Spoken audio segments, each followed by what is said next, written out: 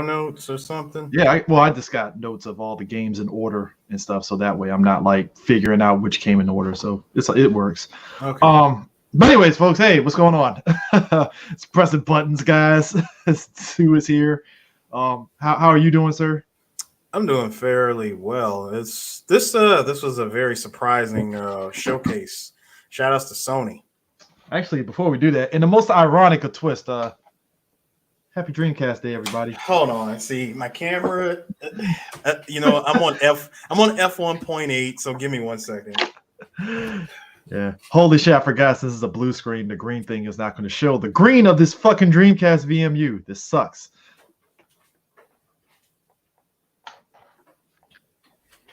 We double it up. Ah, see, you got the double. See, this guy got the double. Got the double.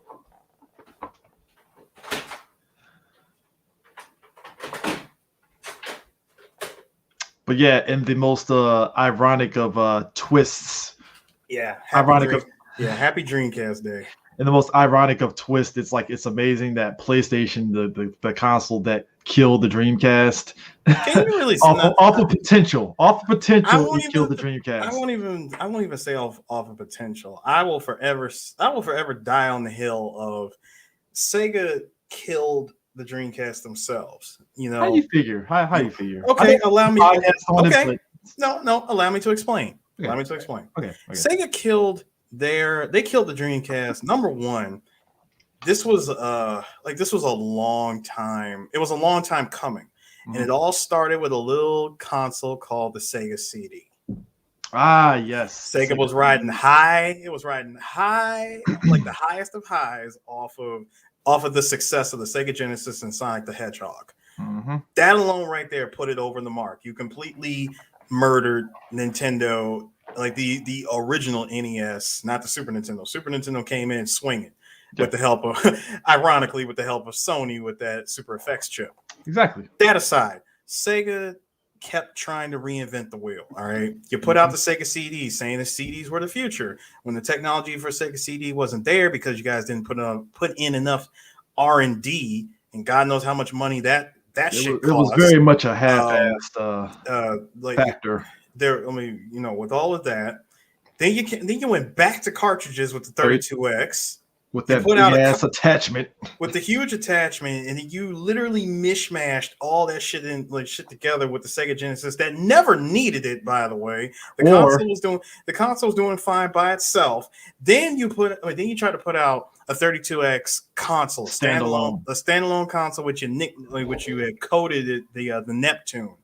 Never went through with it. You put in the funny thing is you put in the time, the energy, developing, building, and showing off images of what the thing looks like, but it never, you never put it into practice and released it. Mm-hmm. Then after that happened, you put out the Sega Saturn. Sega Saturn, again, very expensive console, probably one of the most powerful consoles that you could have owned during the mid 90s. But it was the first of many consoles in the future that would follow this this crazy trope. I don't know why they do it. Why do companies come out with consoles that are overly complicated to develop games for, and it makes your developers run to your competitor to make games? It's more so if we're talking in terms of like Sony, because for the longest time people said Sony is. I think it's just because it makes your console kind of have a longevity to where you have certain companies like we've seen Insomniac over the course of the life cycle of the PlayStation 3 and the 4. Their games steadily got better graphically to where when you get to the last game, it's like, oh shit, this is like pushing the console to its max setting that you could possibly get it at. Yeah, but the PS2 didn't have that problem, and look what happened when they put out God of War 1. Hell, not even God of War 1, God of War 2. Well, it really started with PlayStation 3, if we're going to be real. No, but it really started from the Sega Saturn. Sega Saturn started this mess of, you made a console that was overly complicated. The architecture was something that developers were not used to working with and never got used to working with. So they just said bye-bye to you and went to your competitor Sony, hell, even lesser to freaking Nintendo, and put out games for the 64. Anyway, not only was that thing an expensive venture, I mean, the console itself was expensive. The R&D that went into it was also expensive. The amount of marketing that went into it was also expensive. Not to mention that they also changed, we seen presidents change hands of Sega at the time multiple times, and the guy that they had running Sega at the time, freaking Bernie Stoller. This man was single-handedly responsible for destroying the Sega Saturn before it could even get off the ground. All of those 2D games and RPGs that could have gave the console longevity just said no. I mean, he completely said no to RPGs and 2D games, push 3D games and nothing more. Congratulations. It was the most short-sighted thing ever. Like, congratulations, you played yourself, and how stupid can you be? And Sony took all them RPGs and was like, "We'll take them." But here's the no. See, they didn't say that. See, a lot of those RPGs just stayed in. Hell, I would say 90% of the Saturn's library stayed in Japan. And, okay, so it was one of those situations where it never got worldwide. Yeah, it never got, like unless back in the day you try to mod your Saturn to play those things, then you were kind of SOL on that one. And that's what led to games like X-Men versus Street Fighter and Marvel Superheroes versus Street Fighter never coming to America.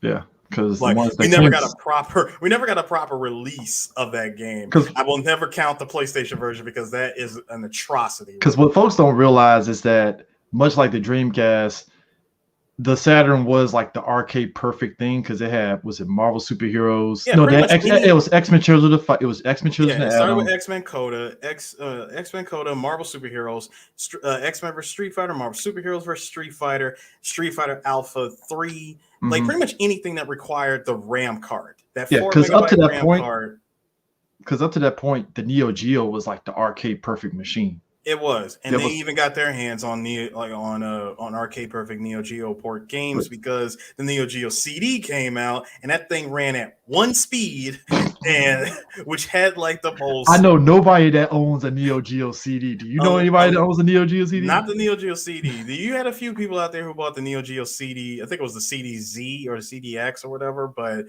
That thing, the original Neo Geo CD, holy shit. What was the difference in terms of like the games that came out for it? Was it about pretty much the same games? They were all the same games. They were just put on CD, they were just put on CDs. They went from the giant cartridges that cost $200 cartridges. Like $250 because it was the legit cartridge from the arcade machine that you can put into a home console. Yeah. Cool idea. Again, cool idea, but you just didn't think about how expensive that shit would be. Mm-hmm. So, anyways, going back to Sega, all of that money being dumped into Sega, into the Sega Saturn, the Sega CD, the 32X. Then a year later, they completely killed all of the promotion, production, manufacturing of Sega Saturn, and quietly announced a new console that was coming. Sega Saturn was only around for a couple of years in America, barely got off the ground.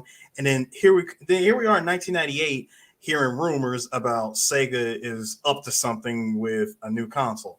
Lo and behold, if you have anybody who lived in Japan, Sega released the Dreamcast in 1998.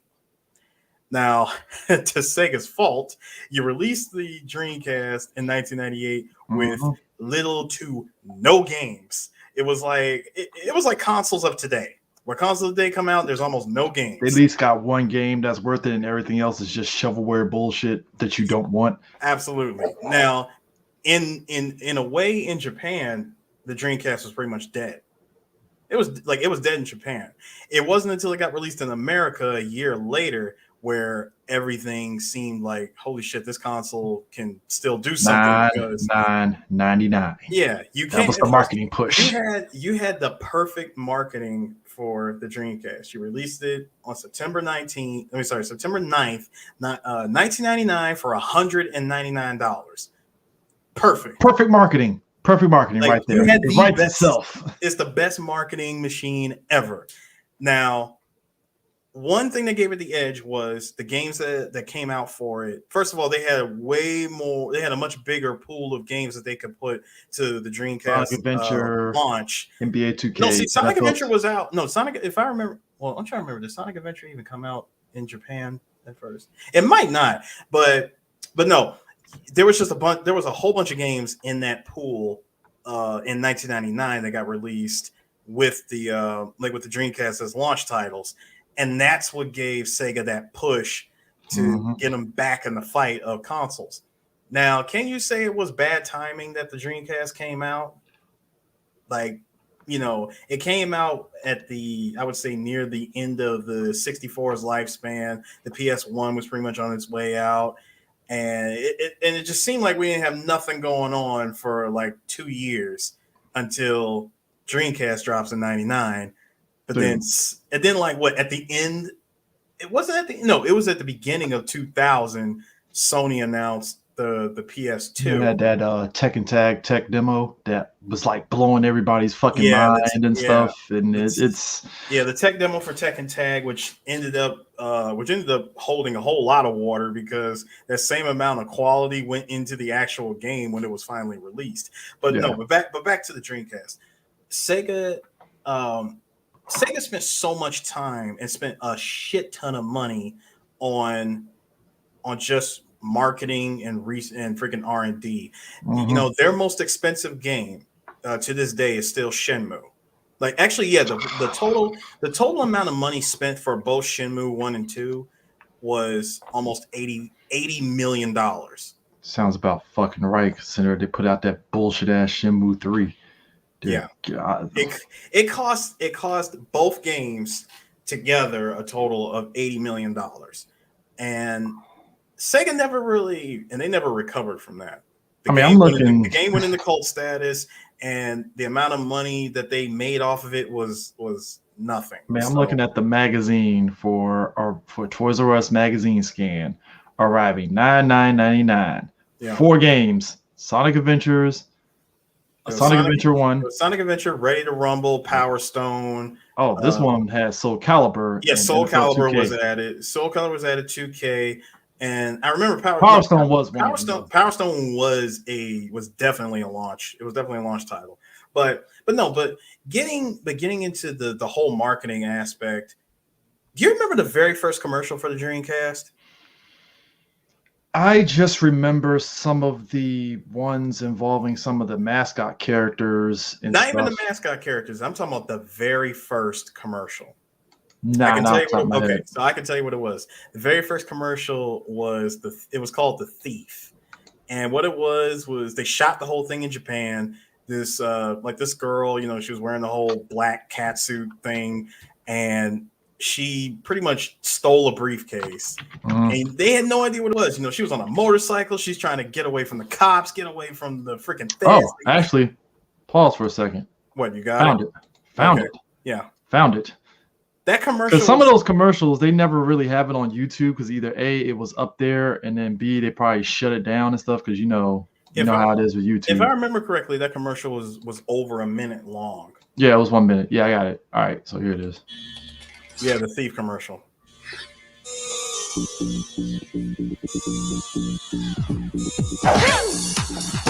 You can tell this was very Matrix inspired.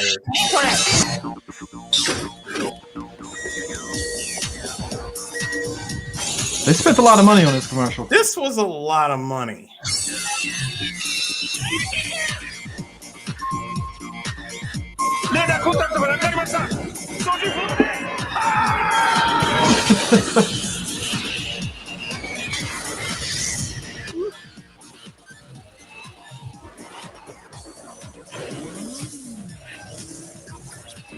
I mean, this is way more than most like game commercials nowadays are like.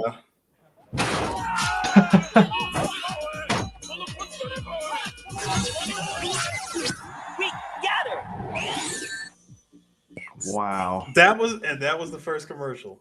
So that's crazy. I mean, that's if you really think about that, just from looking at that commercial, just imagine this is 1999. How much money do you think that commercial cost them? Millions upon millions of dollars. That was a cool a couple $1 million commercial that they shot. Now it's because of that alone. Because of all of the marketing went into commercials, the ad campaigns, all the R&D, Sega spent so much money that they were hemorrhaging money. By the time we got to early 2001, Sega was so in the red that there was nothing that they could do to, there was nothing they could do to catch up. Then you had, I want to say the whole speculation and everyone sitting in anticipation of the PS2, that kind of had something to do with it, but it was more so Sega was like the damage was already done at Sega long before PS2 was even a thing. They really thought that just by putting out a whole bunch of good games that was going to carry the console, which in today that would be the thing. What could carry a console now? Good games. Just give us a whole bunch of good games. They got you with some good games up front. Like if you think about it, like that was insane when you really look back on it and stuff. Like you got NFL and NBA 2K. So if you were really into basketball and football, those were like the game changing of sports games. Like think about it for a second. Like 2K, like people like Madden, but like 2K was really the first time it's like shit went into 3D and it actually looked pretty good and stuff. Sonic Adventure 1, you like Sonic? Boom, we'll give you like a big, large ass Sonic game where you don't just play as Sonic, you play as Big the Cat, Knuckles, Tails, and all these crazy big game, right? Yeah. Soul Calibur, a fucking fighting game that's actually really goddamn good. A game it was more like a upscanned, refreshed version of the arcade game that came out a couple. Soul Edge. Yeah. It was a refreshed version of that game, new coat of paint. Put on the console, and to this day, that game still looks good. It's like 20 plus years old, and didn't they come out with the HD? Like yeah, they did. Yeah, they released it on 360 and PS3 at the time. And same thing with Soul Calibur 2. They put that out. They put out an HD version of that. Still waiting on Soul Calibur 3 to get an HD cut at this point. Yeah, and then you got like Ready to Rumble boxing, which was like Ready to Rumble was fun. Ready to Rumble was fun. Game. Come on. Power Stone, which was pretty much early Smash Brothers, if you really think about it. Power Stone was a lot of fun. If you were lucky enough to have an arcade that had the game, you definitely would have had fun with it. Hydro Thunder, Thunder, Blitz. Yeah, Hydro Thunder and Blitz, and I think Zombie's Revenge. That was 2000. Yes, I got it now. So House of the Dead. House of the Dead 2 was House of the Dead 2. Monaco Grand Prix, Mortal Kombat Gold. Yep, Gold. Again, another update. It's just an updated version. Just an update. Blue Stinger. Yeah, Blue Stinger. I remember that. Aerial Wings. And I think it's the Sega kart racing game, and that was it. Yeah. So that's a lot of games, and a good chunk of them are actually pretty good. And if I'm not mistaken, I do believe the Dreamcast was the only console out of the 4 consoles that came out within those 2 years. It was the only one to have the biggest launch title list. Yeah, I don't think the gun accessory. No, that came out. Did it come with the Dreamcast? It didn't come with it. It didn't come with it. You had to buy it separately, but it was out when it was out around that time, like when the console came out, because House of the Dead 2 was a launch title. Okay, I just wanted to be sure and stuff, because I remember me and my cousins were playing it on the controller. It's okay on the controller, but I was like, damn, we really need to get that gun accessory. You need that gun. You definitely need the gun for House of the Dead 2. But it's just it's just that whole spectrum of all that money that Sega spent just on everything else from the Sega CD. So let's think about this. From 1991 all the way to 1999. You know how much money that you just burned? A lot. And the good chunk of that shit was just burned from them doing shit like the fucking Sega CD, the Sega channel, the Sega channel, the 32X. The Sega it's one of those things where Sega was ahead of the time. If you think about it, Sega Channel was the early kind of like online kind of thing, especially during a period of time where we were still all on dial-up. Yep. You know, so for you to be able to do that, it definitely was a game changer. But like at the same time, who really had a fucking could you go online with the 32X or something like that, or the Sega CD? No 32X and no, there was no. One of them you can go online on the Sega. You can go on like this. It was the Dreamcast. The Dreamcast was the first Sega console to go online. Okay, yeah, but yes, you can go like Phantasy Star Online. That's another one that was a big game changer of a game that everybody's been trying to. Even Sega themselves, they've been trying to nail the aspect of what makes Phantasy Star great, and they still to this day never hit it. I don't know what the hell is up with that. Can I tell you something? Can I tell you that there are still people to this day on private servers playing Phantasy Star Online on their Dreamcast? Have fun with that. Like there's like this, the main servers shut down like a decade and a half ago, but people have private servers set up and they are still playing this game. I mean, that's the beauty of online, to be able to still do that and stuff. I mean, and I think they're doing the same thing, and it's the same thing with even the GameCube version. Mm-hmm. GameCube version of freaking Phantasy Star Online, people got private servers set up just so they can play. But that ultimately was what killed the Dreamcast. I mean, Sega just burnt so much money on marketing and everything else. Hell, even the president, the president of Sega of Japan, he put up, I think, what was it, 100 and something billion yen, so like 100 and something $1 million of his own money he put up into keeping the Dreamcast going. Yeah. And also just so that his employees wouldn't be out of a job if this thing tanked.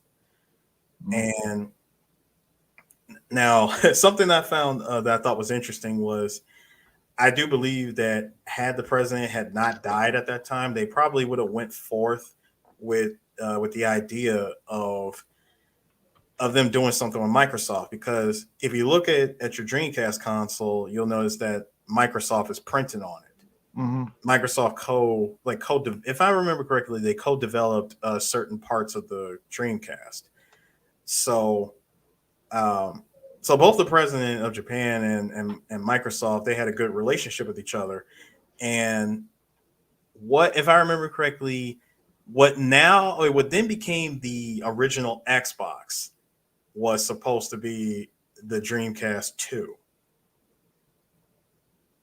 Yeah, that's probably where those rumors. I remember seeing a couple of our friends post up those things about the Dreamcast 2, and I'm like, huh? Yeah, because Sega had there was an idea, there was a plan that Sega was going to exclusively make games for Microsoft's Xbox, and thus making it like an unofficial Dreamcast 2.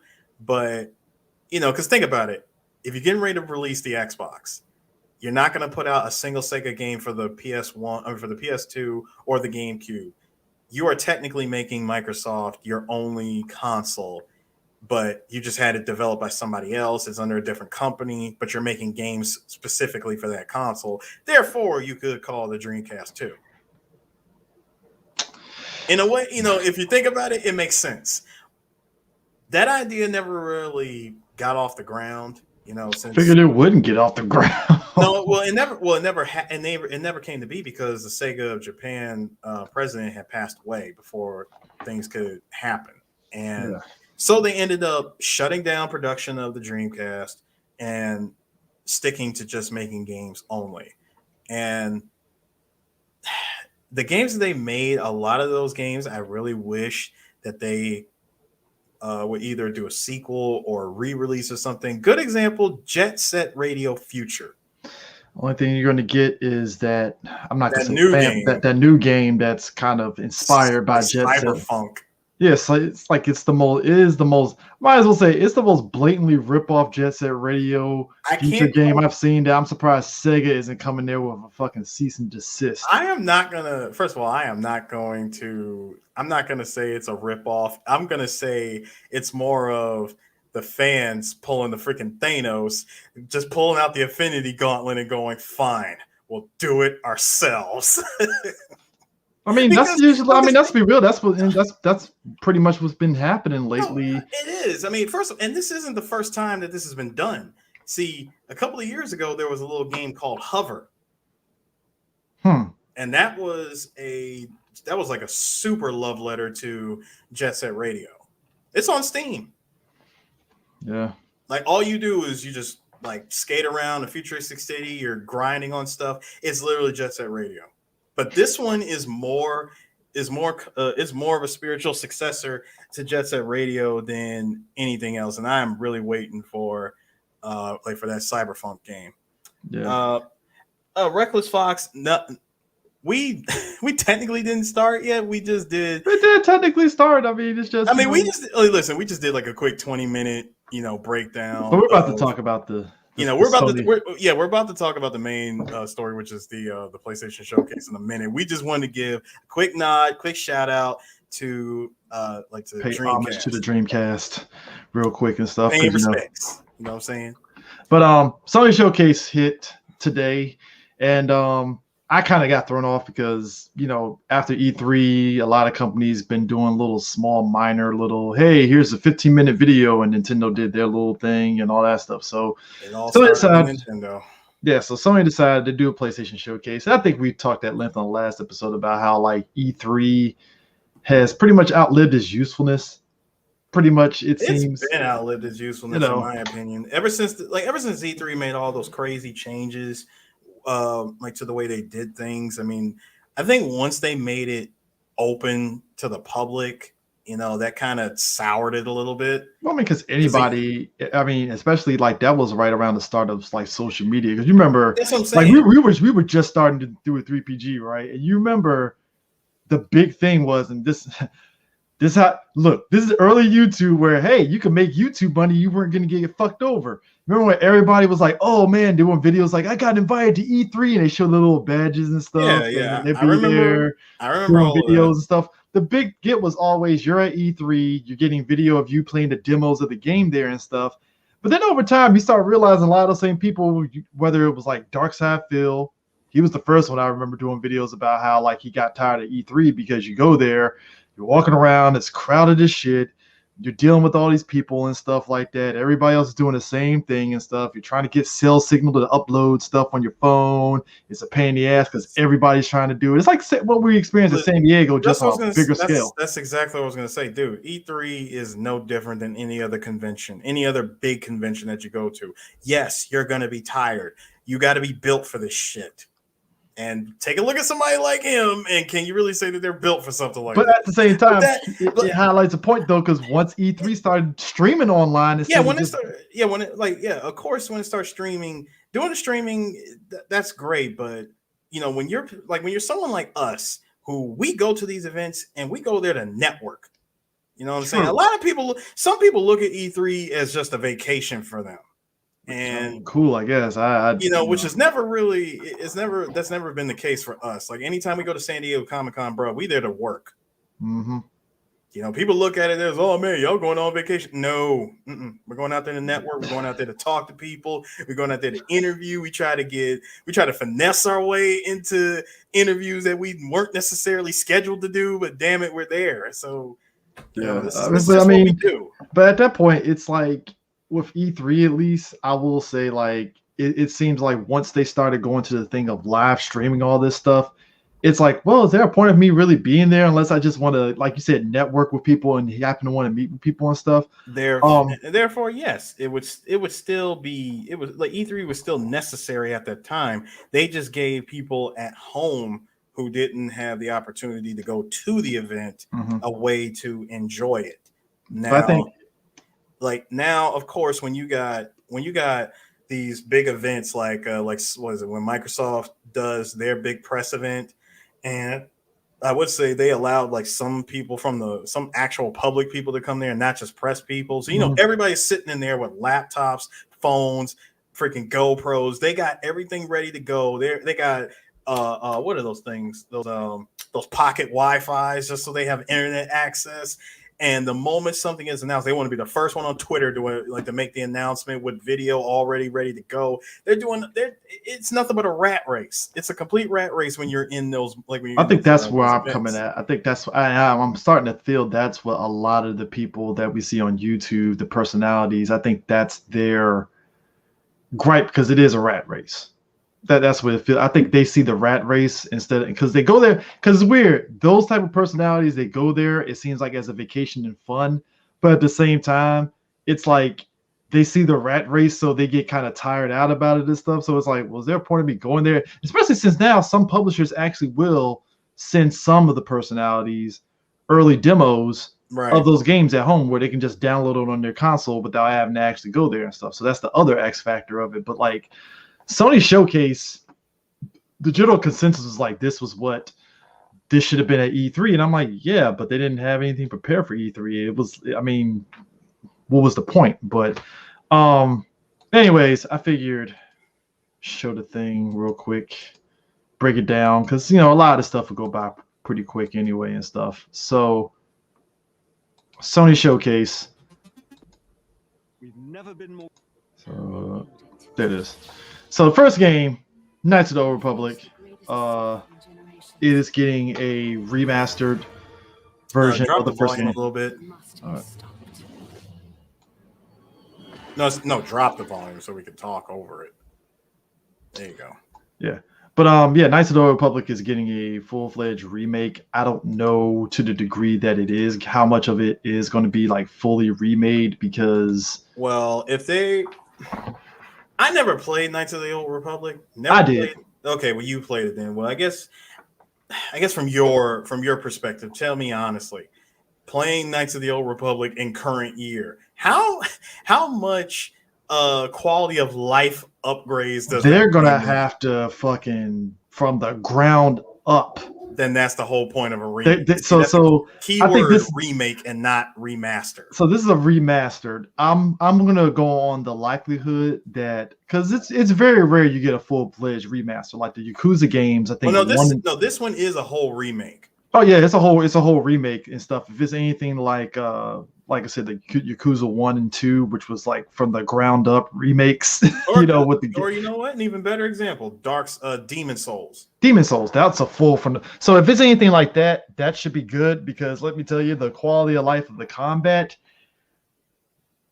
it hasn't aged well. It's rough. It's a little rough. You can get through it, but you definitely have to get used to how it's played and stuff. But I'm curious of how much this is going to add. How much are they going to add to like some of the side stories and side missions and stuff? It's just a teaser trailer. We'll see what the gameplay looks like, but I'm sure that it's going to look like you said, like the new Demon Souls on PS5, because that shit looks like a night and day difference from the PS3 one to this. Like it's a huge jump. It looks like a whole new game. So I'm hoping that this one is gonna have the same thing, which of course is completely remade for the PS5.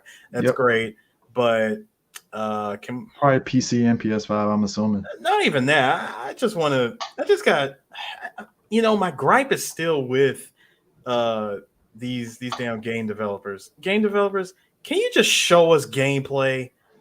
Yeah, it's kind of like I'm so over the CG cutscenes or these promo trailers like you're showing us a movie. I mean, actually, speaking of which, so Project Eve, they actually show gameplay on this. Project Eve, they actually show gameplay on this one. I thought for a second. Whoa, stop! Oh, wait, stop, CJ. They showed gameplay for Project Eve 2 years ago. I didn't pay attention 2 years ago to this game.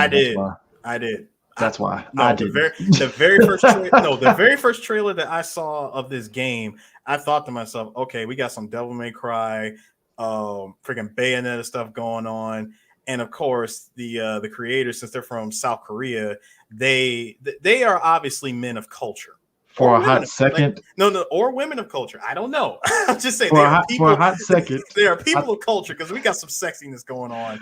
For a hot second, I actually thought that this was a sequel to Parasite Eve, like the spiritual sequel kind of thing. And they just it turned into a hack and slash before I saw who was doing it, I thought, is this like a sequel to Parasite Eve? I was like, I'm fine with it if they turn into a hack and slash, because I mean, fuck it. If this is what you gotta do to get people in, fine. Because the last one that came out on the PSP was very action heavy, shooter based. So I was like, well, maybe this is their way of doing it. And I was like, oh, has nothing to do with Parasite Eve. This is just, like you said, a Devil May Cry hack and slash South Korean type game that looks very anime as shit with squid monsters and shit. It does. It really does. But you know what? I'm all for it. I am all. Looks like something that would be on like the Nintendo or something. I'm not gonna lie. Not from the gameplay I saw. Again, 2 years ago when I saw the gameplay for this, I was like, was this supposed to come out on like the last gen, or was this actually legit? They just announced it. They showed the very first trailer with gameplay footage. Because I think this was around the time when Unreal Engine 5 was being showcased. And so they took advantage of that engine. It looks good, though. I ain't gonna lie. Yeah, they took advantage of the engine and showed us the very first trailer for this game, which was a mix of gameplay and CGI footage. But actually, I think it was all in-game graphic footage. Then they put out actual gameplay with, I think it was like a sub boss. It was basically the same thing of, you got the main character fighting against like this big crazy monster, and I'm like, yes, please, can I get more of this? I need to know what is the gameplay like. What's the because I mean, from what I'm seeing in the gameplay, it looks typical hack and slash, but it looks like it's also some like elemental power she's using. But like, I want to see them actually break down the gameplay of what your character can do. I really wouldn't be surprised if this is Bayonetta, Devil May Cry, or better yet, freaking Nier Automata. I'm admitting this. I need to play Nier Automata. I heard it's really good. Yeah, definitely. Especially if you got it on PC. Definitely did jump on that. But I mean, it's very anime as hell, which is ironic because I mean, jumping ahead, there's no Final Fantasy 16 thing, and I totally forgot Tokyo Game Show hasn't happened yet. So, I'm pretty sure that's this month actually. Yeah, so I'm pretty sure they'll probably show off more of the RPG elements and stuff, because rumor is I heard that we're actually going to get more Final Fantasy 7 stuff that's actually sequel news finally, which, we got a little bit of a nudge for the E3 this year, but it's like, all right, Square, just want to make sure you're on time, because people are really kind of like, hey, man, Nomura's out, so we might have we might have it on time. But then again, that could also be a negative too, because people believe that when Nomura's out, we're gonna get a whole bunch of stuff in the game that's gonna make us wish that he was back in. Yeah, I mean, but yeah, this is Project Eve. Like I said, it looks interesting. I want to see more of it. I'm so ready for this. I really want to play this game. But this one here, so when I watched this, it looked like this was Borderlands, but it's actually called Wonderlands. But I don't know whether this is like a one-off side story of Borderlands, or it's just like a spin-off of it, or something. Looking from the art style here, I know exactly what you're talking about. Like that art style. See, it's Gearbox. They're the same people that did Borderlands. It is Gearbox. When I took one look at this for a second, now I wouldn't even think about Borderlands. I was like, "Yo, is Telltale back?"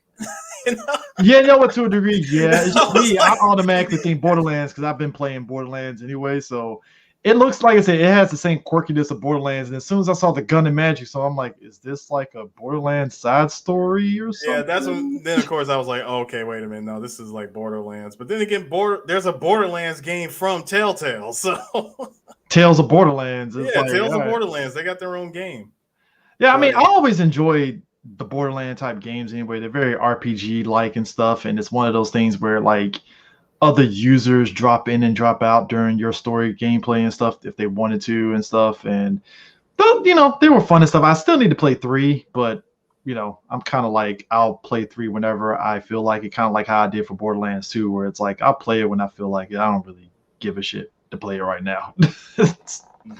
So I mean, good for Gearbox. Like I said, it looks really good. It's kind of surreal with this art style. Like, it doesn't feel like there's much of a huge jump graphically, and I'm not even like a graphics whore or anything like that, but I don't know. Well, they're saying that all of this stuff is exclusive to the PlayStation, so the only thing I'm concerned with. You need to put an asterisk next to that shit, because this shit's on PC too. I don't know why they saying it like that, but whatever. Yeah, but my only concern with this is just frame rate. And that's because the slowdowns will happen in this fucking game. I can assure you that. That's always going to be my issue for any game that comes out. Anytime there's a multi-plat game that gets released, I got to see frame rate. If that thing is anything sub 60 FPS, we're going to have a problem. Yeah, I think that's like the, I mean, that's like the bare minimum at this page. That shit got to It be is 60, the bare minimum. It has to be 60 FPS or else and stuff. So, Yeah. the next game up is from Square Enix, for Forspoken. My bad. I don't know why I said Yeah, Forsaken. Forspoken. Okay, all right. I want to point out. I want to punch the shit out of her. Thank you. Just seeing her get punched in the stomach. I'm like, okay, yeah, this is what we need to talk about. I thought this was Stranger Things. I was like, God damn it, Square, you and your bullshit Stranger Things. I swear to God, I thought it was Stranger Things, and then it's all I was like, oh, it's not Stranger Things. Thank God. No, it's definitely not. It's definitely not Stranger Things. But a lot of people already on Twitter were complaining. They were like, "Yo, this is way too Life is Strange-ish." Yeah, why did I say Stranger Things? Life is Strange. Wow, I'm fucking up. I thought it was Life is Strange, and I was like, everybody did. Everybody thought this was Life is Strange. Number one, until this scene happened, I was like, okay, it's not Life. Number one, just from the way that the graphics look, a lot of people are feeling like this is some sort of PS4. Dude, PS4, PS4 upgraded to PS5-ish type of game, and I'm like, really? Everybody's complaining already that this feels too much like Life is Strange. I never played the Life is Strange games. I've seen gameplay footage. Got punched in the stomach. I thought it was Life is Strange 3. I was like, well, I guess we're doing another Life is Strange. Thanks. I want to be depressed again. Square. Thanks. I appreciate this is supposed to. Well, from what they're talking about with this game, this is supposed to be it's like open travel, like open world traveling. So kind of like how Shadow of Colossus was. That was probably the first time you played, because if you remember Shadow of Colossus, that was a game where you can pretty much face any of the bosses in any sort of way that you wanted to. It didn't matter. True. Now I gotta ask you a question here, sir. Mm-hmm. Just from looking at this footage, does this not remind you of the Unreal Engine 5 showcase footage? That, and it also feels that on top of what was the name of that PlayStation exclusive with the dude that shoots electric?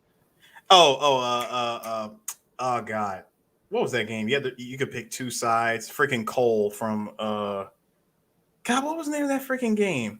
Not Unreal. What was it called? It was Cole and Infamous.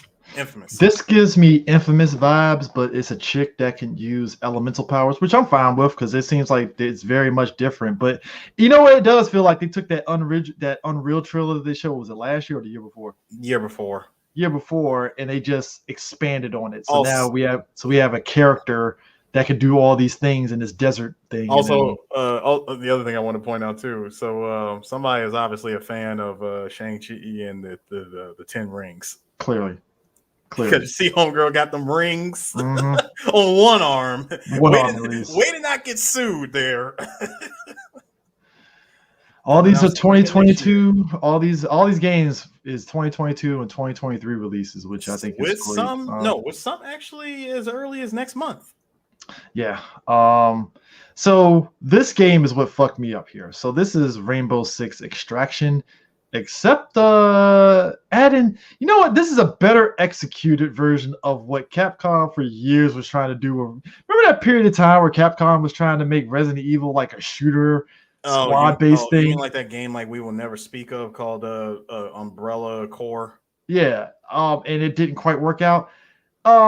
This is why I say don't quit your day job. You gotta leave those games to the people like this that do Rainbow Six. This is their bread and butter. This looks like a better version of what Capcom was trying to do with Umbrella Corp. This is what happens when a company looks at your failed project and says, "Hey, numbnuts, this is how you make the game." And like I said, this is their bread and butter. So I can't knock it. I can't knock the hustle. Will I buy it? No, because I don't really care for Rainbow Six like I used to. No, say it with your chest, Chris. You don't trust Ubisoft. Well, I never trust Ubisoft because I bought that fucking last. What the fuck was the last Watch Dogs game? Last Watch Dogs game. I warned you about. I played through it. I was having fun the first hour or two in the game. I was like, man, this is fun. I can switch off different people. This is great. I told you. And they got old real quick, and I was like, the fuck? Nah, CJ, I told you. I said, dude, do not get happy. I said, I got a feeling, man, this game is gonna be on some bullshit. It went from happy to I'm dealing with it to. Will this game ever end? To buyer's remorse. Yeah, it went in that order right there. You immediately went into buyer's remorse after I told you do not buy this game. I should have waited for it to be cheap, and then That's what I said. I was like, dude, wait for the sale. Wait for the sale. Do not. This is not a day one. This ain't it, dog. I didn't even get a day one. I bought it like day 14, like either 2 weeks after. No, Chris. That in your case, month one. You bought it month one. But no, I like I said, Rainbow Six Extraction looks interesting. Like I said, I'm kind of whatever about it, so it's whatever. The next game is another remastered game. I never touched Alan Wake. Have you ever played Alan Wake? I played it. I played a little bit of it on the original Xbox. So how are you liking this remastered that they're doing? I am all for it. Let's go ahead and do that. Of course, the original to me is much better than that Alan Wake game that came out. Did they do a sequel to it? They did, and I heard the sequel wasn't that good. No, it wasn't. Like, it wasn't horrible. It was just mid. It was very mid. Yeah. This looks interesting. Like I said, it seems like remakes and remasters is like the best thing sometimes. It's like listen, man, remakes. No, not remakes. Remasters are game developers' safety net. Yeah, it's kind of like if you can improve this ain't like the Last of Us shit where I'm like, why are we getting a remastered? Because you didn't need to really change because your gameplay is fine. I feel Alan Wake is one of those games you can do some big quality of life changes and it actually will be better for the game. The only reason why we got a Last of Us remaster was they needed a title. The game needed a title and the game needed an official bump in resolution for the PS4 because, hey, we officially have a game that's going to be running in 1080p. Mm-hmm. So anyway, these guys. No, Chris, no. We're gonna go ahead and just have a whole ass conversation over this footage that's playing right now. Okay? Yes, everybody, it was announced again. GTA 5 is coming to the PlayStation 5. Seriously? How many times? No, PS3. PS4, PS4, PS5, Xbox 360, Xbox One, Xbox One, no, Xbox One X, and then X, and now the freaking Series. And then PC players are laughing at us because like, oh, you just got upscale shit. We've been had these graphics. Bruh. I'm like, yeah, congrats, bro. Yeah, I'm sitting back and I'm like, dude, my old PC could run GTA 5 and it looked just as great as this shit. No, Chris. Here's me when I swear this. The moment this game trailer was dropped, I'm like, laughs and ray tracing. Dude, I am laughing at ray tracing. It's not to say that I was expecting the Grand Theft Auto 3 trilogy to show scenes from that because obviously they're not ready. It would have been nice if Rockstar had said, "Hey guys, I know this is egregious as shit." Like the PS3 to PS4 was fine. If they came out and said, "Hey guys, we're waiting on." I know you guys are waiting on GTA 6. We're working on it, but in the meantime, we had another a part of our team was working on this. Bam, remake GTA San Andreas, Vice City, and GTA 3. Yeah.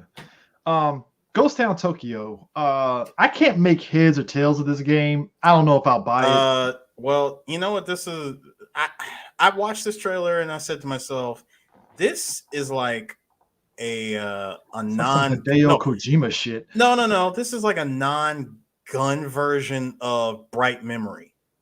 Oh shit, I remember that. Yeah. Like the game right now, you can still play it. You can you can still get the game, but I know they said if you buy the game right now, you'll get the full version for free when it launches. Yeah, it's definitely a very trippy. It just reminds me a lot of Bright Memory. I'm wondering if well, no, I'm sorry, I take that back. Bright Memory and Control. Put those two games together. Okay, so I actually like Control. Control is actually I need to finish beating that game because I got like 75% through the game because I got it for free on PlayStation 3. This is right before PS5 dropped like 2 years beforehand, and I got it for free on PlayStation 3. Got 75% through the game, and then another game dropped, and I was like, all right, I'll get back to you. And then I need to go back to it, but I went in. I picked up Control Ultimate Edition on Steam. That thing was only $10. No. I'm thinking of another one. So I do have Control for PS4. My bad. I do. Yeah, I was about to say, wait, PS3? I'm thinking of another game. The game is that old? Sorry, I'm thinking of another game. My bad. I'm thinking of something else. But Ghostwire looks interesting. I don't know if I'll buy it, but if I ever get my hands on a PS5, if I'm ever fortunate and blessed to get that one, looks like that would be more trippy to play in VR. It probably would be. Now hold on. This game, this game right here, Marvel. As soon as I saw Eidos Montreal, I'm like, okay, all right, let's. So, Guardians of the Galaxy, Guardians has their own game. They're pulling from the storyline is pulling from the comics with the Universal Church and stuff, and they're really kind of going out there. This definitely does. I mean, this definitely looks like they are trying to wipe the taste of that the Square Avengers game out of our mouths with these Marvel offerings, and this is the first. And I mean, well, this is Insomniac. Oh, I know this is Eidos. Guardians of the Galaxy is Eidos. Okay. Insomniac is the next two games. Yeah, sorry, the next two games. So, I mean, this looks promising. I mean, like I said, the gameplay looks like it's very much like you're using Peter Quill, and some of your other characters are kind of like team-based. You give them orders, kind of like Final Fantasy, what Final Fantasy 15 was before they got the latest update where you could switch over to all the other characters and stuff. Yeah. Did you also did you notice the Nova Corps? Yes. I look, this looks like it's going to be fun. I wish they didn't lean so heavily on MCU look for Peter Quill, because I kind of like the comic Peter Quill where he looked like he was definitely. I mean, can you really say that this is can you really say this is MCU Peter Quill? Well, just the look of it and stuff with the hair and the jacket and stuff, because the comic Star-Lord is like drastically different visually and stuff. So, but I'm down for it. But I mean, look, I get you. I mean, he does have the look again of like a 30-something-year-old scruffy white guy. Yeah, but I'm all in on this. I feel this is gonna be a fun game. Like I said, it definitely looks like they're like the Eidos and Insomniac are like, hey, that Avengers game. Yeah, let's not talk about that. Why don't you just like we will never talk of this. We don't talk about it again. So you got that. This one, okay, I'm interested in this one. This is Vampire Blood Hunt. I might get this, maybe. It has Ubisoft like Watchdog vibe to it with the way it's looking. That's why I'm like, I don't know, man, but like, I'll wait for. You know what? I'm gonna wait for a Halloween sale on Steam for this one. I like the idea. Yeah. Second of all, I see Blade. Hell yeah. Second of all, I seen them hairstyles. Listen, I saw them hairstyles, and I know that when you pick the skin color, I'm like, let me ask a question here, developer. Did you give us black people more than 2 hairstyles? Well, you don't like dreads and afro? Dreads, no, dreads, afro, bush, cornrows, and for the sake of variety, a jerry curl. I mean, can I get like a low cut fade at least? Can I get that? I mean, that'd be nice. I don't want a military fade. I want an actual like. No, you're asking for the Caesar. Yeah, I want a Caesar. I can't get a Caesar. Whatever. I mean, like I said, I'd probably be like you. I'll probably wait for like a Steam sale for it. But it looks interesting. I like the squad-based aspect of it. You can pick whatever faction, vampires, Nosferatu, or like you can pick a soldier. So again, seems interesting. I'll wait for the sale. Deathloop. I'm still trying to make heads or tails of it because it gives me Team Fortress vibes. Wasn't the biggest Team Fortress fan, unfortunately. I played a little bit of it, but I wasn't into it. Again, not to say that that I hated the game or anything like that. No, not that at all. It was early Overwatch before Overwatch. Yeah, it just wasn't for me. Yeah, I mean, it's like I want to. Was it Mad Chocolate? It's like I want a Guardians comic tie-in written by. You know what, man? You might get a Guardians tie-in comic if they choose to go that whole like 3 different ways of like promoting the game and stuff. But you know what this definitely reminds me of? You remember that game 13? Yes. It kind of gives me those vibes too, because that was just a very out there game too. 13 was a wild and out there game. And they remade that game too. You know one game I wish they would remake? And God, this feels. I'm bringing in Xbox 360 vibes. Suddenly, it's 2008, 2009 all over again. You want to know what game it is? I want to see a remake, not a remaster, a remake of Wet. Who owns the rights to it? That's the thing. I forgot who owns the rights to Wet. That was definitely it. That came out during that time where we were getting those kind of beat 'em ups, and they range from decent to pretty damn good in its own way. So, and that one was actually a pretty good game. I remember Wet. Let's see, Wet. Bethesda. Oh no. So yeah, Bethesda owns it now. Oh no. Never mind. You know what? I retract my request.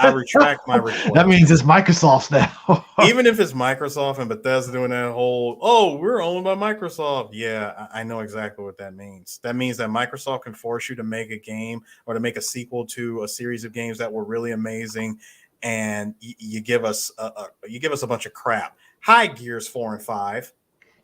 But I kind of want Gear 6 already, so I only wanted just to continue the story. Yeah, that's what I meant. I just want the story. I don't give a shit about it. I just want the story. The multiplayer is dead to me, in my opinion.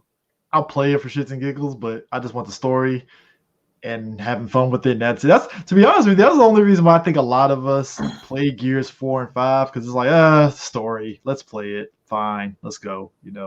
Judgment. We don't talk about that. So What is Judgment? That doesn't exist. Judgment doesn't exist. Doesn't exist. What is this? Is this the Lost Legacy? No, this is something else completely. I like the found footage style with the tracking. VHS. That VHS tape, that found footage. I thought it was Red Faction for a minute. Not Red Faction. What the fuck was the name of that game? Killzone. I thought it was Killzone for a minute. No. When I saw the red, I thought it was Killzone. After the last Killzone that came out, I don't want to see another Killzone game ever. Bro, I love those first 3 games, and then they came out with the one on the PlayStation 4 and now PlayStation 3. Hold on, pause it real quick. That right there is the crap I'm talking about. You just showed like a long. I don't know what that was. It was just a long establishing shot, and then title, and that's it. I'm like, game developers, can we please see some freaking gameplay? It's either you show gameplay or shut the fuck up. Because Killzone, I think Killzone Shadowfalls, where I was like, this isn't the same Killzone I played in 3, and I love 3. 3 was like the fucking shit. I platinumed that game. I was like, hell yeah. Killzone 2 was fun until the game actually came out, and visually it looked nothing like that E3 event. 3 is basically what everybody thought Killzone 2 should have been. Which I'm like, 3 visually was like a huge step up. Like 3 was them. Like 3 was Sony coming to us and going, all right, sorry. Like, guys, we are so sorry we lied back in 2005. Here's the game. Like that game, literally, it felt like they really pushed the PlayStation 3 to its max with Killzone 3. Dead serious like that. So, but this game definitely gave me Wind Waker vibes, which I think is a good thing. Everybody was saying that this was on some Wind Waker stuff. Breath of the Wild shit. Yeah. Which, funny enough, I still need to play Breath of the Wild. I'm just sitting up there looking at. I bought the game. I'm just sitting there staring at it like, do I want to venture into open world Zelda? I don't know. I need to get it. I still never bought that game. How you feeling? How you feeling about this new game? I mean, maybe I'll buy it. I mean, it looks interesting enough. Like it's it reminds me of that game Knack that came out. I remember. But like, I remember playing through Knack, and I was like, this is actually a very fun game. Like, it shocked me how good it was. But even though on the surface, I didn't play Knack 2, but like Knack 1, to me, felt like it was one of those like, this is actually a really good platformer, and so I heard Knack 2 was pretty good too as well. But like, Knack was just one of those games that on the surface it looked like one of those shovelware, like nobody's gonna fucking play Knack, and then you play and it's like, it's actually pretty good. Damn. All right. So all right, so Chia, let's It's a maybe. It's a maybe for me. Yeah, maybe in a pile. It'd be one of those like you buy it and I need a boring Thursday night with nothing to do. Smoke some weed. All right, trying to play this game. All right, okay. Here we go. So here's my thing. I understand this because I don't know if I'm going to buy it per se. I might get it for PC when I am getting PC parts. This is 100% day one PC. This is PC because I am waiting for the price to go down just a little bit more from graphics cards, and then I'll cop it. But I'll definitely buy this because Uncharted 4 and Lost Legacy already look good as fuck on the PlayStation 4. Now imagine you put that shit on PC.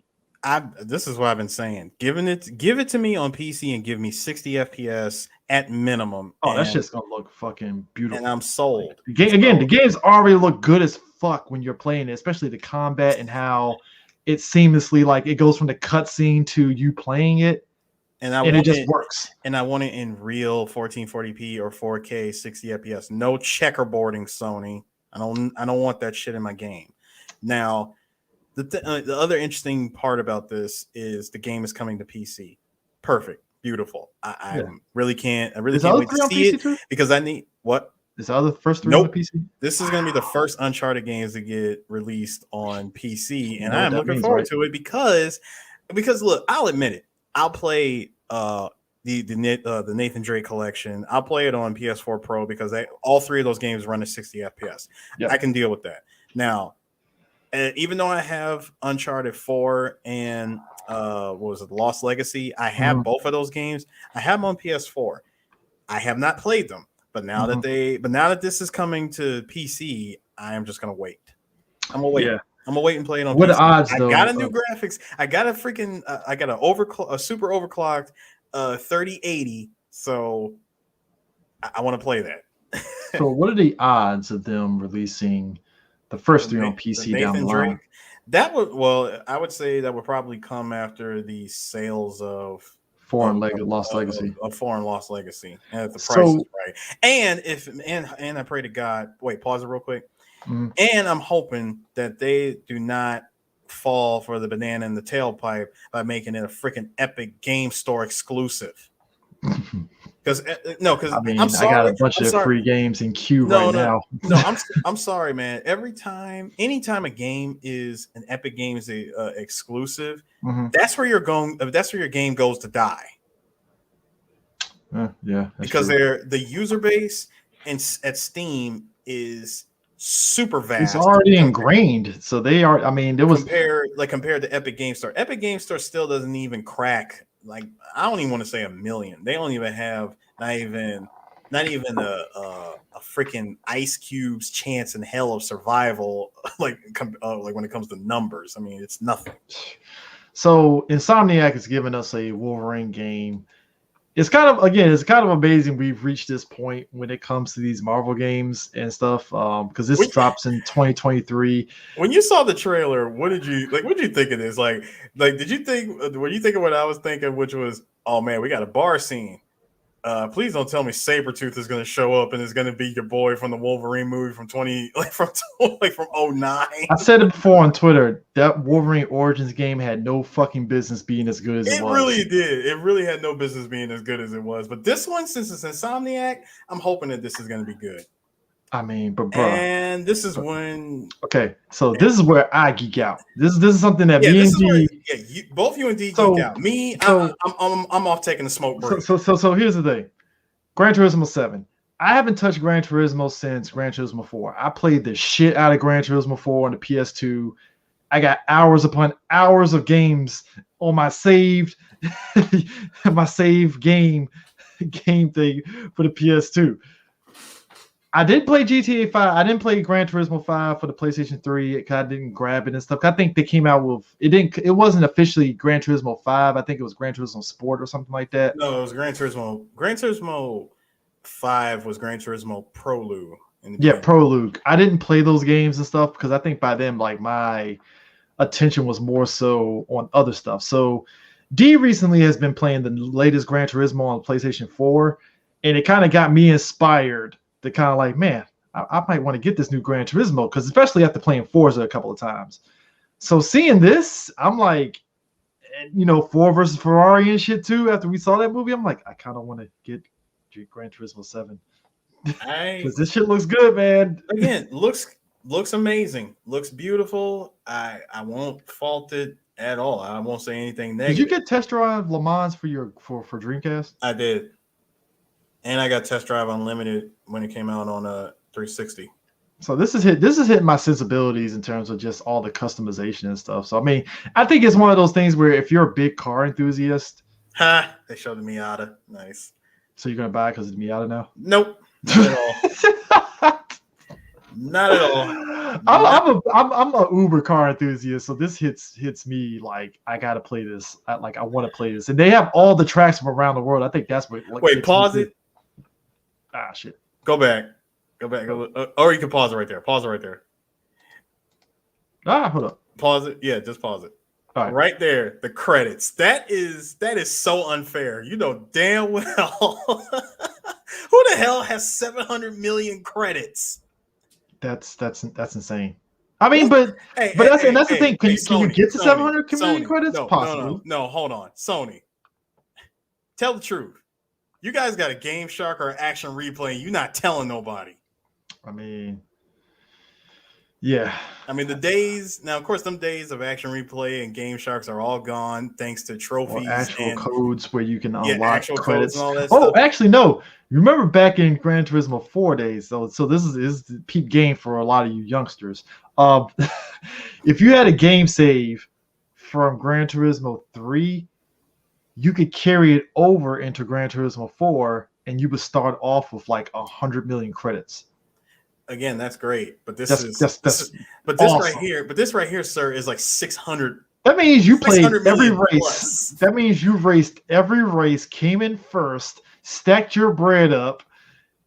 Yeah, you put hours upon hours in the game to get 700 million. That's the only way you get that shit. Listen, this right here is me. This is my account on Monster Hunter World. Look, you already know I'm going to get this. I'm there for the Skyline. I'm there for the Porsches. I'm there for the old 240Z. I mean, listen, I love the look.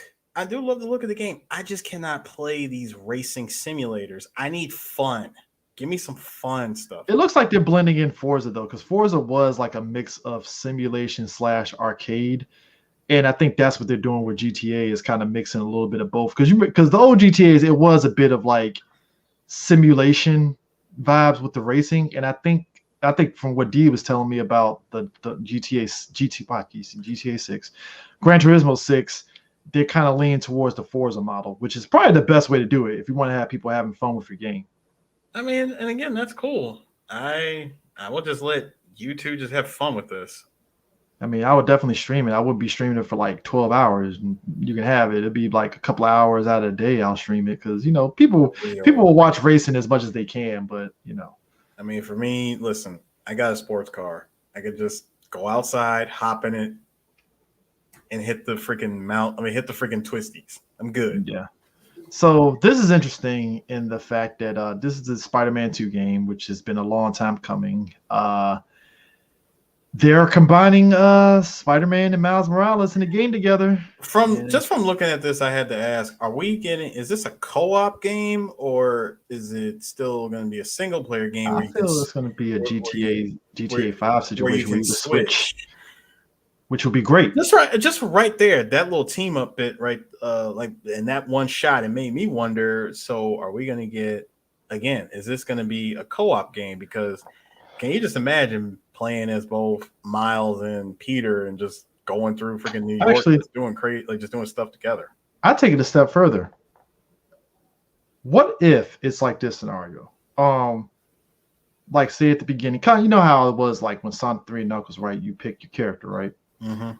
What if, say, for instance, beginning the game, you pick Miles, and you pretty much are stuck with Miles throughout the whole game, and you get a different ending with him. And then you go back and play as Peter, and you get a different perspective of the same ending Miles has had, but you have it from Peter's perspective, and he might have a different ending kind of thing. Maybe they might be doing that, or maybe not. But This game apparently is going to be Venom and Kraven the Hunter. Which I'm thinking there's one villain. I'm really thinking that Kraven has the symbiote. Well, if you remember at the end of the Spider-Man game, Norman Osborn's son was in that tube that had the symbiote in it. Mm-hmm. So either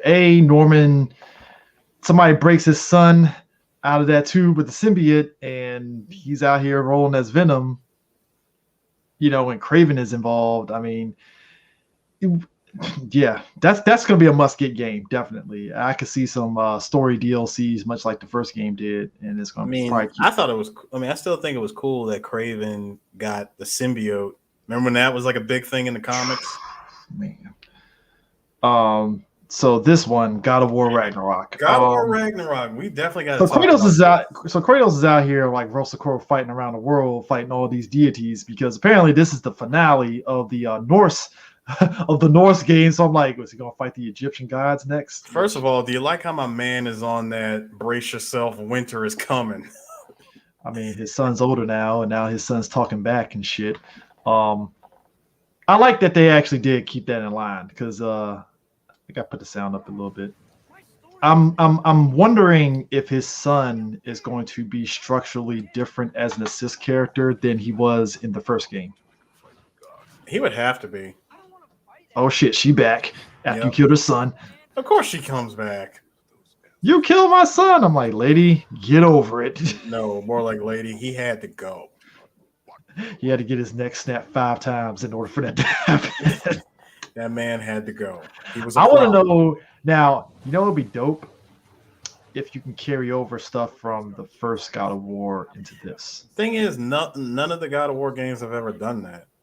Yeah, no, it's always they come up with a storyline reason for you to have to go back to the beginning, because you remember in God of War 2 you were uber powerful like you were at the end of the first game, and then they did the whole depowered, and that was it. They literally pulled the Castlevania.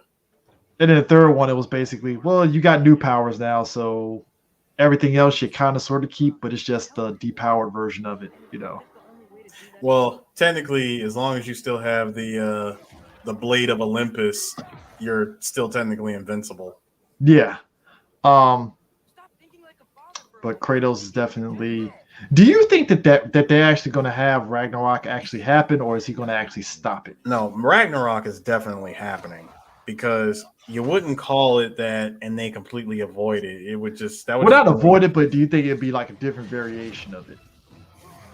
Like in a way, it would just make the Norse reborn and stop the cycle kind of thing. No, I really think that they're going to show up. I really think Ragnarok is definitely going to happen. Kratos is going to fight his son at the end. Yep. Because I mean, they imply, like he mentioned Loki. But they imply the fact that like his son could be Loki. They could. I do like. Okay, well at least that's the thing. You do get to use the blades of chaos. Better. I mean, that motherfucker took them shits out of retirement in the first game. Now this shot right there of them breaking out the Norse god of war. I like how he just looked at Kratos like, "You really want to do this? All right." Going to be some of them. Okay, I laughed at that shot right there with the girl, because everybody on Twitter was going nuts saying, "Oh man, God of War has gone woke." Thank you. That was my reaction too. I mean, the only thing I can sit there and say is, all right, random black girl, who are you? That's the only thing I can say. I'm not even gonna sit there saying woke. I'm just like, who the fuck are you? Like, I just said, hi there, brown skinned woman. Who are you? Who are you again? Like what, no. What level of importance is your character gonna have in this game? Are you Sif? I mean, that'd be nice. Sif. Are you young Sif? That would be great. I mean, that was all I had to say for myself. But Twitter just took that cake and ran with it. They slaughtered Twitter. Twitter slaughtered that freaking buffet. I'm like, bro, y'all just can't let games be games. Does everything have to have an agenda behind it? Yes, in today's day and age, in a way, yes, it does. Everything has gone woke. But I don't believe this game has gone woke. So chill. Just chill. Yeah. I mean, it's so did you real quick, Did you see the synopsis? Well, not the synopsis, but the stuff with the live action Resident Evil thing movie show that's coming out? I did not know. Okay. So far, okay, up to this point, that I'm about to drop, it was, it was showing promise and stuff. It looks like they're doing this thing where they're going to do the whole kind of like balance between the Spencer Mansion incident and then the shit that's happening in 2 and kind of strike the balance between both. Because, I mean, the timelines for those 2 games kind of intersplices in a way and stuff. So it looks like they're trying to balance both of those things and stuff because they already show like screen caps of the actors that are going to be playing Leon and Claire and Chris and Jill, Wesker and Barry. Then they dropped this fucking plot point that apparently Jill is going to have a relationship with Wesker. This is coming to Netflix, right? Yeah. And I'm just sitting back like... Wait, Chris. Hold on. I just got one more question. Mm-hmm. It's coming to Netflix. Mm-hmm. This is a plot. Sorry. This is a plot, and this was made specifically for Netflix, right? Yeah. It's not following any games, not following any movies. And that's the thing. That, right? It's like... It's I mean, I just need... It's following the games for the most part, Yeah, but you just said that they are going to have Jill and Wesker in a relationship. Yeah. All right. I can with that being no, I'm just glad that you answered that question for me, Chris. So that being said, I can add this along with Cowboy Bebop as shows I do not need to watch. Thank you. I mean, there's nothing in Cowboy Bebop that makes me feel it's not something. Oh, there is everything. Like what? Just everything. I think the only thing I don't have no red flags on Cowboy Bebop yet. The only thing I felt they got right with Cowboy Bebop was Ein. I know everything looks fine. It's just I haven't put it this way. I don't see any red flags yet with Cowboy Bebop, but Resident Evil, when they like everybody looks the part, right? It's just like why would you just out the blue have Jill have a relationship with Wesker? Like if you said Chris, I could get that, right? Mm-hmm. But like Wesker, like no. And now why would you do that? No, now thanks to the remake games, you can make Claire and Claire and Leon be in a relationship. But even then, the CG movies try to tease that shit. They literally the CG movies, they were clearly on we're survivors and we're good friends. The remakes had these two motherfuckers flirting. Okay, damn well when you play through both of their scenarios, both of these characters are flirting with each other. Hell, even in the end, when Sherry's like, "So, are you two girlfriend and boyfriend now?" and they both awkwardly look at each other like, "What?" Well, I mean, we did just kind of meet, last night, and it would have been one hell of a first date. I'm like, okay, thank you, remake.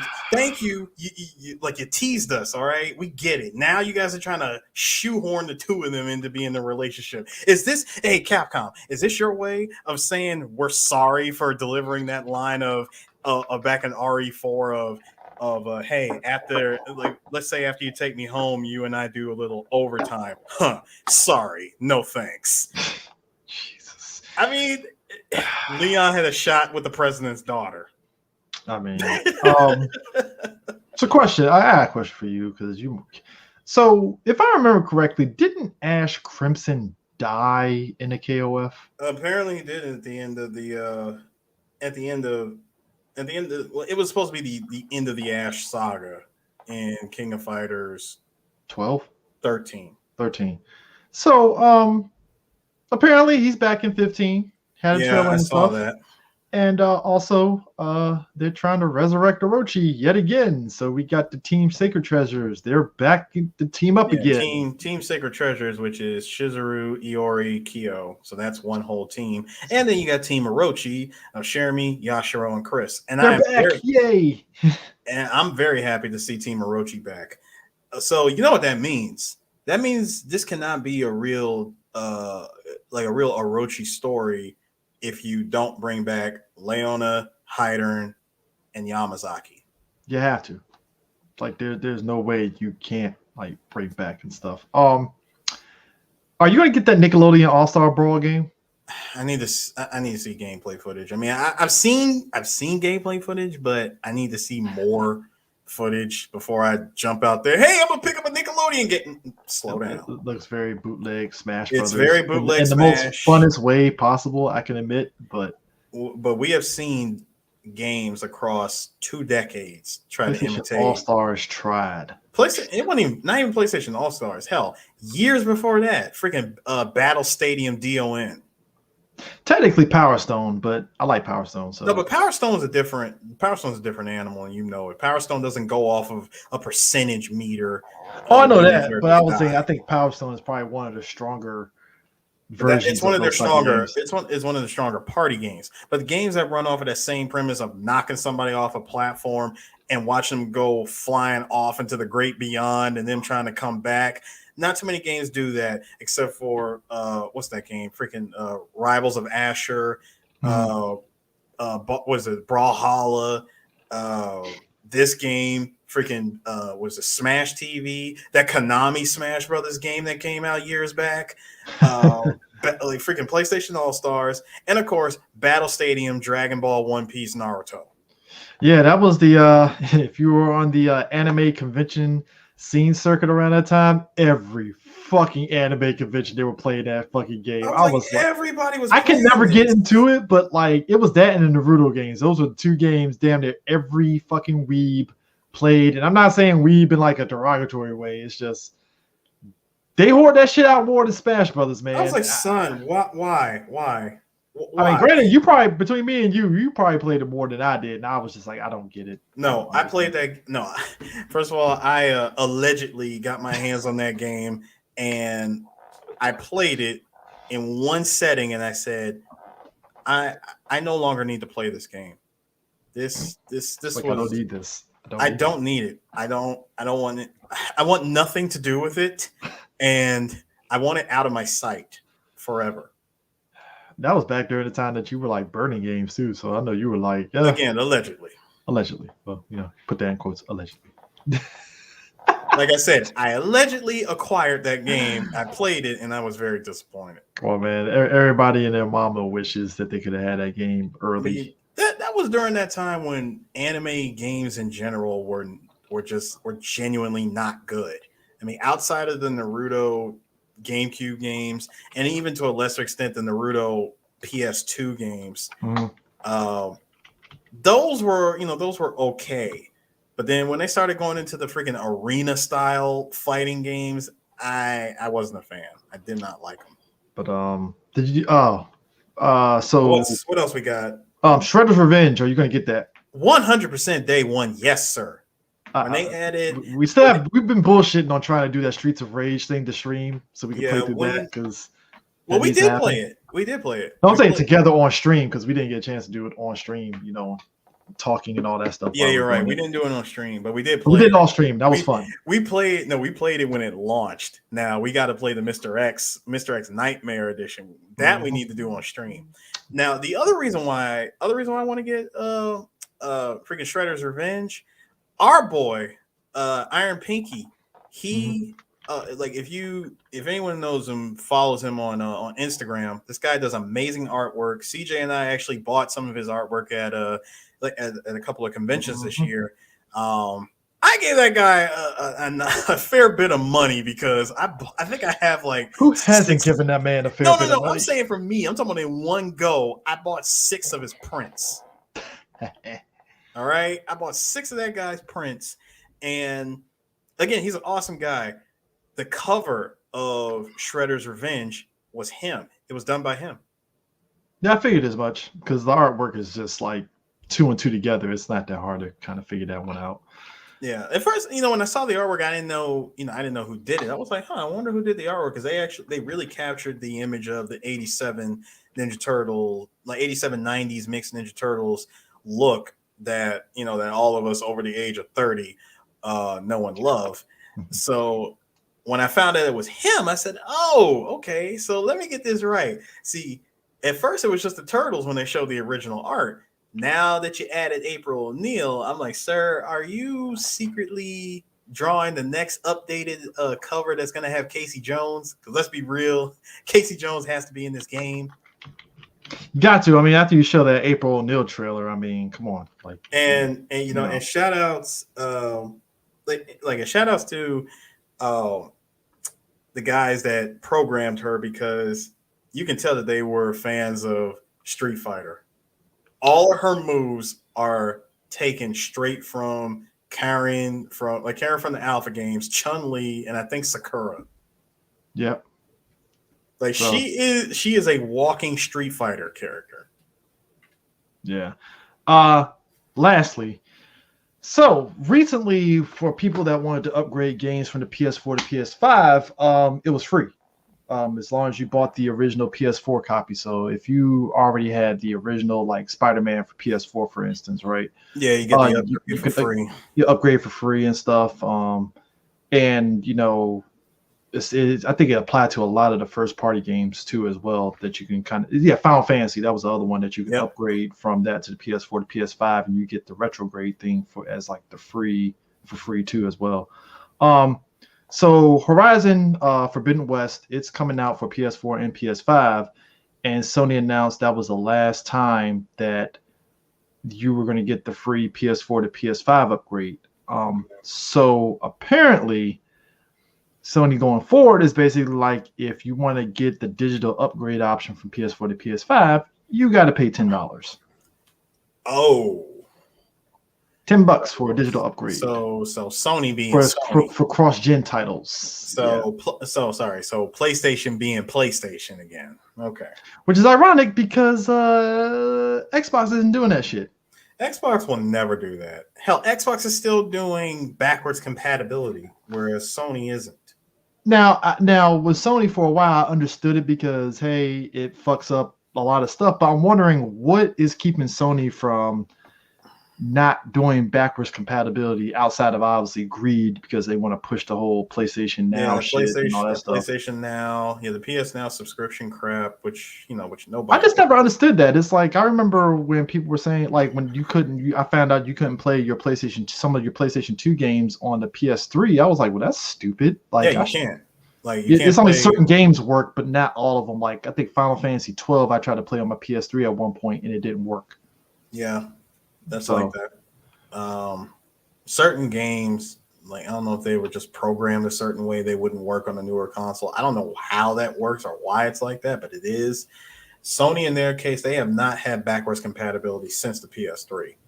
And people assumed, especially after we saw that freaking PlayStation TED Talk, that when we saw when we saw PS5, it was like, you remember they showed the three like those three blank spaces when they were talking about backwards compatibility.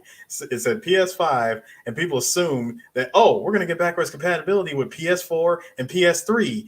Like, does that mean there's going to open up doors for us to get backwards compatibility with the older consoles? No, because you got some people out here that genuinely don't want to lug around or just hoard a bunch of PlayStation consoles. They would love to have a one console for everything. I mean, that's why a lot of us have PCs and stuff, because it mitigates the need to, like, do I really need an Xbox? Nah, I'm good. I can just get this PC and I'm fine. I'm good to go. That's how I felt. That's how I felt about it. And then as soon as they announced freaking Game Pass Ultimate was across the board for both PC and Xbox, I said, perfect. I have no need whatsoever to get a Series X. Soon as Gears made it easy to fucking buy on the Epic Games, so I was like, "Well, I don't need an Xbox anymore." It wasn't even on that. Well, yeah, it was on the Epic Games Store. No, actually, hell, Gears came to freaking Steam. Yeah, I think it was the Gears, the upgraded one where you actually have to do that. Wasn't that the one where you? No. I'm sorry. No, I take that back. No, Gears 5 is on Steam, but 1, 2, 3, and 4 isn't. No, Gears 1 Ultimate is on the Microsoft Store. Gears 4 is also on the Microsoft Store. And can't you buy it? Can't you buy those games for the PC though and play it on your PC though too? That's how you get it. It's through the Microsoft Store. Those games are 100% tied to the Microsoft Store. Not like Gears 5, much less because it is on Steam, but the other two you have to get it from the Microsoft Store. Yeah, because Gears 1 Ultimate was the one where they touted the whole you get to fight the Brumac in a part of the story that didn't come in the original And game. I'm like, yeah, it did. If you got the original PC version of Gears 1 way back when it was games for Windows. Remember that thing? Yep. Gears for the Gears for Windows. The games for Windows edition, Gears 1, which had the worst support system ever. Because, dude, I can't tell you how many times I had to reinstall my operating system and like install the game on a better hard drive just to get the game to run. It would never run properly. I lived on telling me his woes about that shit, and I was like, damn, I lived on message boards. I lived on message boards trying to figure out ways to get this game to work. The game would drop the FPS by half. I remember I was running around with two freaking 8800 GTSs. NVIDIA 8800 GTSs in SLI. This thing like that, those two cards alone were like the best cards you can get at the time, and that thing should have cooked Gears. And here I am having the hardest time for the life of me trying to get this game to run, and it would not run. So I know you were blown. So I think after I beat the game, like once I beat the game completely, I played it from beginning to end, including the additional 5 chapters that were cut out of chapter 5. Mm-hmm. Once that was over and done with, I uninstalled the game and I said, you know what? I'm done with this. I don't need this shit anymore. I don't need the headache. I'm so done with the headache. I don't want it. I was living vicariously through Sue on that one. Every time he was dealing with some shit, I'm like, well, I already know what I need to do now. I'm like, dude, remember you came to my house and I showed you the hell I went through just trying to get that game to run. It took me like almost a half hour to get the game to run. Yeah, and thank God for the Ultimate Edition. Gears 1 Ultimate Edition comes out. And yeah, it fixes all those problems because they actually have support directly through Microsoft. Now, since Microsoft owns Gears. Now, are we ever going to get Gears 2 and 3 on PC? Probably not. I don't see it happening. I don't see it. I think the best Gears games, because let's be real, man. The best Gears of War games are 2 and 3. Yeah. And those things are tied to your Xbox console. So you still technically need an Xbox console in order to play it. I really wish that they would release them on PC because Lord knows I would play Gears 2 and 3 with no issues. Okay, so lastly, because I had the Evo, I was looking for the Evo winners. So Evo happened online and stuff, and it basically pretty much all the winners of each thing are going to be at the Evo 2021 showcase in November. So here's what we have. The Guilty Gear Strive winners. Top 2 players in each region qualify for the Evo 2020 showcase in November. So the ones that are in bold, they're going to be there. And this is going to be the top 8 for the showcase. So North America, Hotashi and Sonic Fox got first and second for the North American Guilty Gear. In Europe, Leffen and Uriel Legion, the 2 for that one. Asia, Xizzy and Daru. In Latin America, Trimit and Mike Safdie. So that's Guilty Gear Strive right there. I kind of figured. I thought Sonic Fox. I actually watched the match between Hotashi and Sonic Fox. Leo is a beast, but old boy, the black dude, samurai dude, he's actually really good. Yeah, I mean they kind of established that when they showed him in the first trailer for Strive. I didn't think he was gonna be that fucking broken dude. Like that's insane. I knew he was gonna be a problem when I saw him. When I saw his first gameplay, the very first gameplay video, I said, "Ooh, he's gonna be a problem." Like Leo is nasty, and Sonic Fox's Leo is nasty, but the other dude, yeah. Hey man, hey, I appreciate the black excellence in that character. Might as well. That is pure black excellence. Street Fighter V, North America West, Nephew won in North America West. North America East, Idome. European West, Hurricane. European East, Jamie TTM. Asia West, Kawano. Asia South, Yuzian. Latin America South, Horace Paulin. And Latin America Central, Kusanagi. So there you go right there. I like how none of the heavy hitters. Idom took out Punk. Like, of course. Of course he did. Poison is ridiculous in that game. I've been sleeping on the character. I didn't think that they were going to really beef her up as much as they did in Street Fighter V. She's actually really good in that game. Yeah. Tekken 7.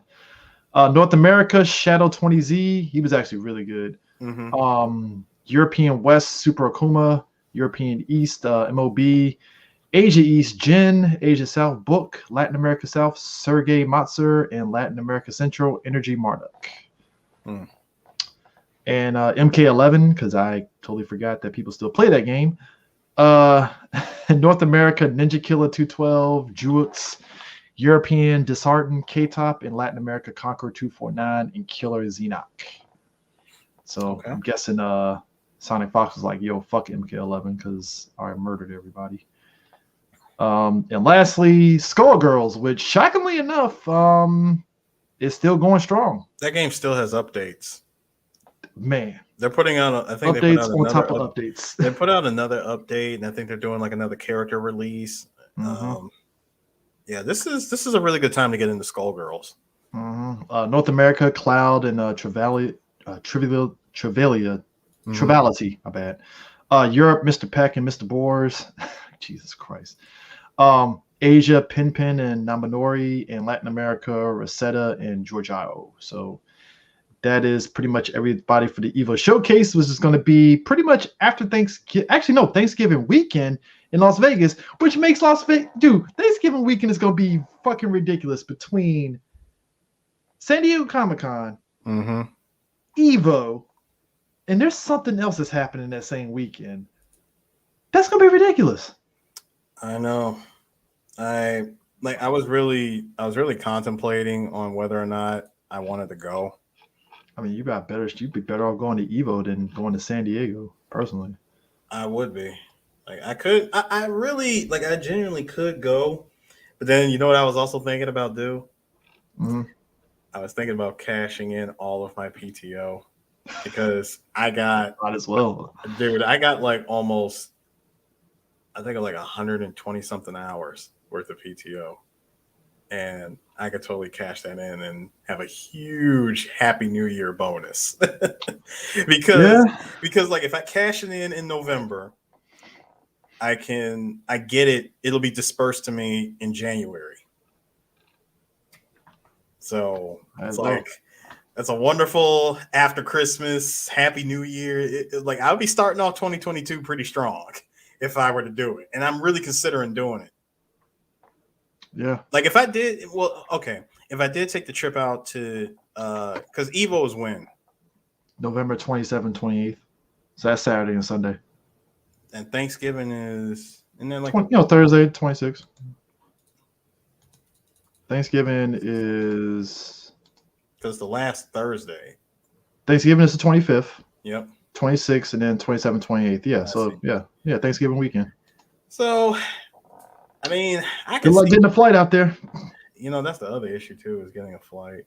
Look, we went to freaking Ranger Stop. I was praying to God the flight back to freaking Baltimore didn't get delayed. I was like, please God, don't delay this shit. Hey man, I had to fly from freaking Dulles, and I was lucky. Because they're shorthand on these airlines now, and I'm like, oh God, please, I hope I don't get stuck in freaking Atlanta. And I was like, okay, thank God it's flying on time. And I was on Spirit, so ew. Hey, look, hour on Spirit I can deal with. God bless him. He took an hour flight. He took a flight from San Diego. He took a flight from San Diego back to DC on Spirit. I was like, Godspeed, dude. I would kill myself if I was on Spirit. And didn't that flight get delayed or canceled twice? Because it got delayed twice when he was in San Diego, and then he didn't leave out until like late. It was like a red eye, and he didn't get back into the area until like early morning, like 6 o'clock, 7 o'clock in the morning, like 6 o'clock Monday. Basically morning. Rush hour. He rolled in. I was like, wow, that. Because I remember for me when I left San Diego, I think you left. I left that Monday morning. You left Monday morning. You left Monday evening. Yep. I left Monday evening. So, yeah. So, that is pressing buttons, guys. Very timely. I'm kind of glad we were actually jump on this and stuff because I was not expecting PlayStation Showcase to be a thing and stuff. Yeah, D does have superpowers land because I swear, man, like the patience to be on that flight cross country, I would lose my fucking mind. I would murder. Like hour 20-minute flight from Atlanta to DC, I can tolerate on Spirit because I fell asleep, so I didn't give a shit. But you have me going cross country on nah, bro. No, sir. I don't like it. No, I don't like it. I will happily open my wallet and literally throw money at. Put me on Southwest where I can watch a movie on a fucking TV and at least I'm entertained. I'm dead serious. I will literally open my wallet and throw money at my computer and say, "Put me on a quality airline, please." Yeah. So, but anyways, you can miss me with that Spirit shit. Man. Anyways, the ghetto, as we say. That shit is the ghetto. I don't give a fuck anybody. But anyways, that is it for pressing buttons. We will catch you guys later. Peace out, man.